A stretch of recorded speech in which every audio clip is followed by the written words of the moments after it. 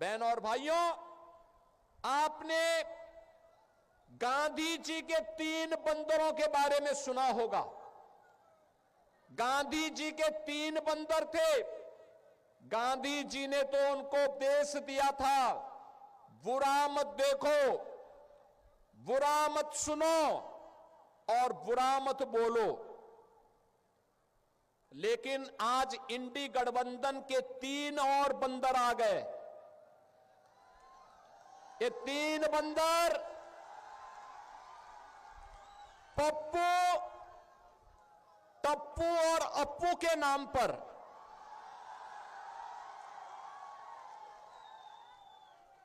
पप्पू, टप्पू और अप्पू के नाम पर पप्पू सच बोल नहीं सकता, अच्छा बोल नहीं सकता, टप्पू अच्छा देख नहीं सकता और अप्पू सच सुन नहीं सकता। क्या हुआ था आरजेडी की सरकार के समय? क्या हुआ था आरजेडी की सरकार के समय? बहनों और भाइयों, आरजेडी की सरकार के समय में यहां पर बिहार के अंदर 70 से अधिक नरसंहार की घटनाएं हुई थी। 70 से अधिक नरसंहार की घटनाएं। इन्होंने जातीय संगठन खड़े किए थे। बिहार में जाति को जाति से लड़ाते थे, पर्व और त्योहार नहीं होने देते थे, बेटी असुरक्षित, व्यापारी असुरक्षित, नौजवान के जीवन के साथ खिलवाड़, कट्टा बंदूक लेकर के बिहार की पूरी व्यवस्था को इन्होंने धूमिल करने का काम किया था। बहनों और भाइयों, ये वही लोग हैं जो आपको तो जाति के नाम पर बांटते हैं, घुसपैठियों को आमंत्रित करते हैं, आपकी आस्था के साथ खिलवाड़ करते हैं और फिर राष्ट्रीय सुरक्षा पर सेंध लगवाने का काम करते हैं।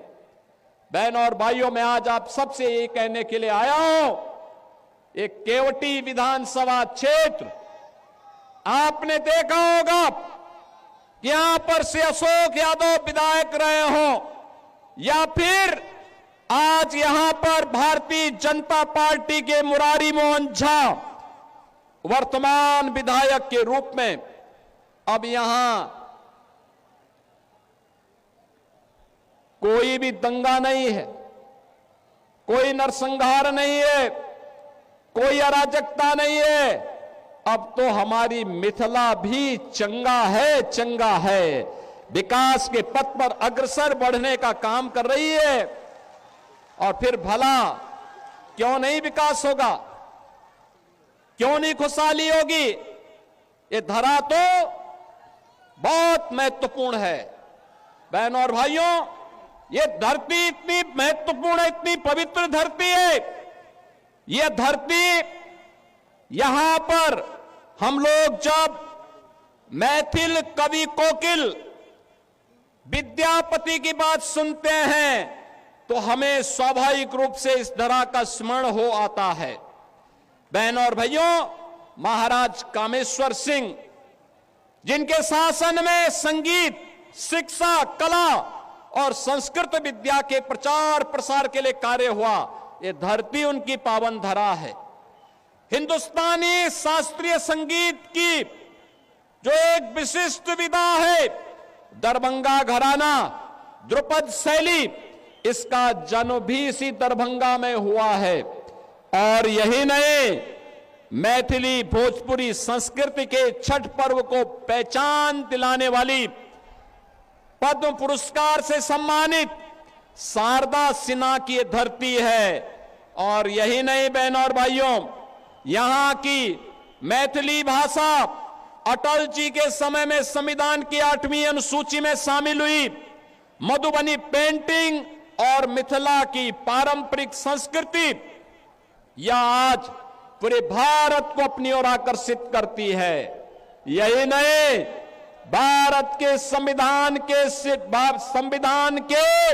सभा के अध्यक्ष, देश के पहले राष्ट्रपति डॉक्टर राजेंद्र प्रसाद जी, इसी दरभंगा में उन्होंने अपनी पढ़ाई की थी और ऐसी पावन धरा पर आज मुझे आने का अवसर प्राप्त हुआ है।